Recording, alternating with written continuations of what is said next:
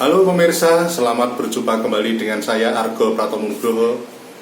Kali ini saya sengaja duluan ke kantor Legis Law Firm yang ada di wilayah Jogja Selatan.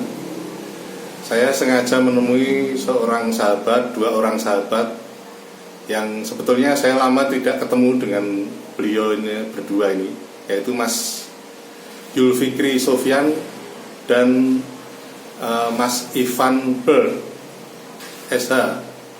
Ternyata Mas Ivan ini juga lama juga tinggal di sahabat saya Bang Edi Sofyan yang lama sudah almarhum. Langsung saja saya mewawancarai beliau berdua. Selamat berjumpa Mas. Selamat berjumpa.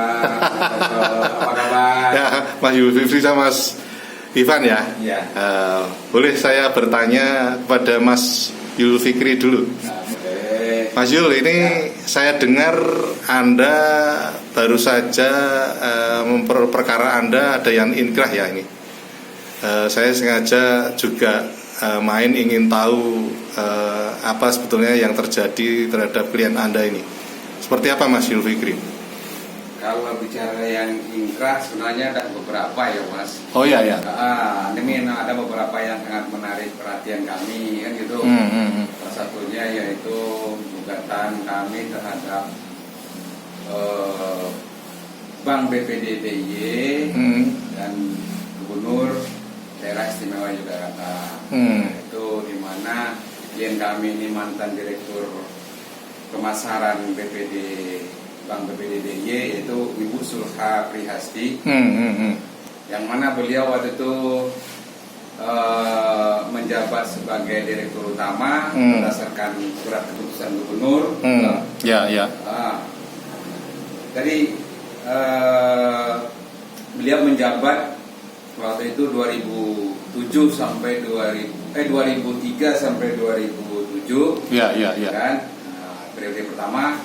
Kemudian beliau diperpanjang ini, diperpanjang berdasarkan SK Gubernur, kan? Kemudian belum ada lagi nih ditetapkan gubernur yang baru, direksi yang baru belum ada.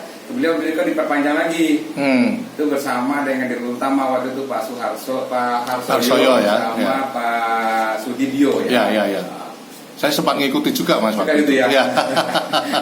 Ini sangat menarik nih Mas. Menariknya kan gini, ada masalah persepsi ya, kewajiban hak-hak nih. Kemudian dalam di BPD DIY waktu itu kan diatur dalam ini Permendagri nomor 58 tahun 1999.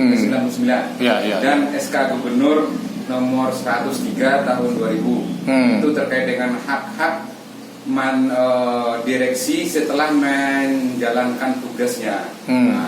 Di situ diatur salah satunya pasal 20 sama 21 Permendagri tersebut, yaitu disebut diatur di situ direksi yang telah menjalankan tugas minimal 1 tahun diberi hak penghargaan, jasa penghargaan dan uang jasa pengabdian. Itu minimal 1 tahun. Nah, kebetulan beliau ini menjabat untuk yang periode kedua itu 2 tahun 4 bulan, jadi 28 bulan. Lebih dari 1 tahun. Lebih dari 1 tahun. Nah, beliau mengajukan hak-haknya tadi. Tapi tidak dikasih waktu itu. Waktu itu tidak dikasih. Kan? Nah, kemudian berbagai macam alasan lah dari BPD waktu itu. Pokoknya intinya dia memperjuangkan haknya tapi tidak ada diberikan. Akhirnya kami tempuh jalur setelah upaya kekeluargaan, mediasi tidak berhasil. Kita ajukan upaya hukum. Kita ajukan gugatan ke pengadilan. Bersama Mas Ivan juga ya tentu saja ya. Kami sama Mas Ivan dengan tim ya. Kami tim mengajukan gugatan. Siapa saja timnya waktu itu? Tim kami itu saya sendiri, Mas Ivan, Andrea Siregar, ada Tidar Setiawan, dan yang terakhir sama ini Adib Sulistyo. Kita berempat. Dalam perjalanan gugatan kami, alhamdulillah di pengadilan negeri apa yang kami tuntut, kalau klien kami tuntut dikabulkan oleh pengadilan negeri. Dan banding sama kasasi. Di kasasi pun kami dikuatkan oleh putusan pengadilan negeri, dikuatkan. Oh ya. Sekarang udah ingkrah. Udah ingkrah ya. Udah ingkrah. Harusnya kemarin kami mau mengajakkan eksekusi. Dan kita daftarkan di Pengadilan Negeri Yogyakarta waktu itu untuk tanggal 7 Maret 2022 kita daftarkan permohonan eksekusi. Namun sampai sekarang memang belum ada. Kemarin kami desak nih datang ke PN, desak untuk dilaksanakan putusan ini. Jadi di unmaning lah kan di sana. Alhamdulillah kemarin dari pihak panitra mengakomodir, kemungkinan mungkin ke depan mau dilaksanakan. Ya. Bunyinya inkrah seperti apa, Mas Ivan itu? Iya. Di dalam putusan kasasi nomor 1840K garing PDT garing 2021, salah satu amar putusan di dalam putusan kasasi tersebut itu mengabulkan permohonan kasasi dari pemohon kasasi Surha Prihasti, karena memang pada saat itu kami yang mengajukan. Senilai berapa disebut nggak? Disampaikan bahwasannya tergugat 1 yaitu BPD dan tergugat 2 itu yayasan, yayasan untuk Yayasan Kesejahteraan Bank Pembangunan Daerah Istimewa Yogyakarta itu dihukum untuk membayar kepada klien kami itu senilai 1.666.994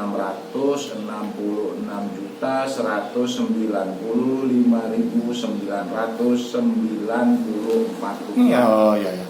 Berarti Anda berdua sebagai paling tidak sebagai kuasanya itu menerima, Mas ya? Ya, karena ini sudah ingkrah dan ini sebenarnya ya sudah berkekuatan hukum tetap. Seharusnya oleh pengadilan ini untuk segera dilakukan eksekusi. Karena kan di sini juga tadi yang disebutkan oleh rekan saya tadi, Pak Fikri tadi sampaikan bahwasanya di sini ada gubernur di dalamnya yang juga dihukum untuk memerintahkan kepada tergugat 1 untuk membayar kepada penggugat sejumlah uang sebagaimana dalam amar putusan tersebut, sejumlah uang yang tadi disebutkan 1,6 miliar tadi. Berarti gubernur subjeknya dalam hari ini Sri Sultan Hamengkubuwono ke-10 ya. Maka sebenarnya pemimpin yang baik adalah yang menghormati dan menghargai putusan hakim ya. Karena memang siapa lagi yang harus menghargai itu apabila pemimpinnya sendiri tidak menghargai dan menghormati putusan tersebut. Artinya harus memberi contoh kepada masyarakat ya. Memberi contoh kepada masyarakat karena memang masyarakat ya akan turut tunduk dan patuh terhadap putusan apabila pimpinan atau para pejabat itu juga memberi keteladanan yang baik melaksanakan isi putusan. Ini sebenarnya kalau kita kaitkan dengan ketersediaan dana, sebenarnya dananya sudah ada. Tinggal ngasih aja ya. Tinggal ngasih saja. Ada apa tidak. Sekarang ini tentang bersedia atau tidak melaksanakan isi putusan tersebut. Karena apapun upaya hukum luar biasa yang akan ditempuh tidak akan menghentikan eksekusi. Contoh hal mereka melakukan PK, terus kemudian melakukan PK itu juga tidak akan menghentikan upaya eksekusi.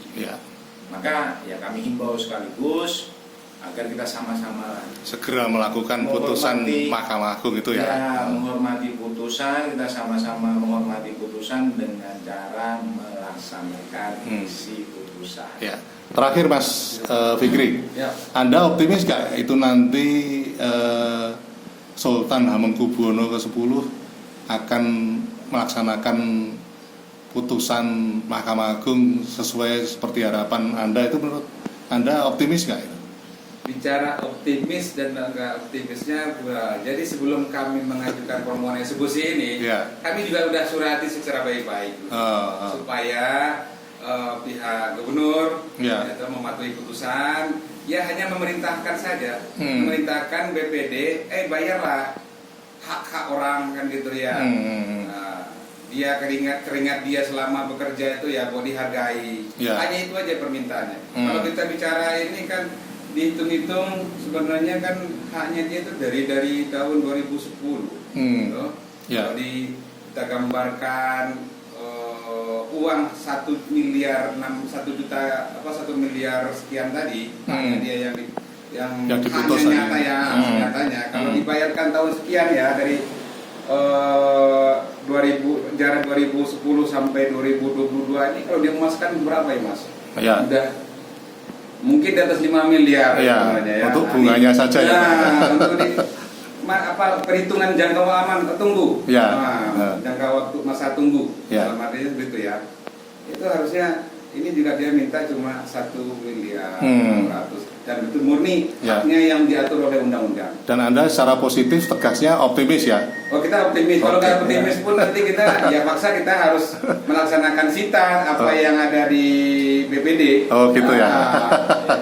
Kita udah sampaikan juga mungkin ya kalau memang mereka tidak mau patuh ya mungkin langkah-langkah lain lagi kan kita ini kan mungkin satu kita ajukan sita, yang kedua lagi kita mungkin mengadu ke gubernur di sini, Menteri Dalam Negeri atau ke Presiden kan, yang bank mungkin ke OJK yang kita ini kan, ini kan kaitannya dengan manajemen perbank juga ya. Otoritas Jasa Keuangan ya.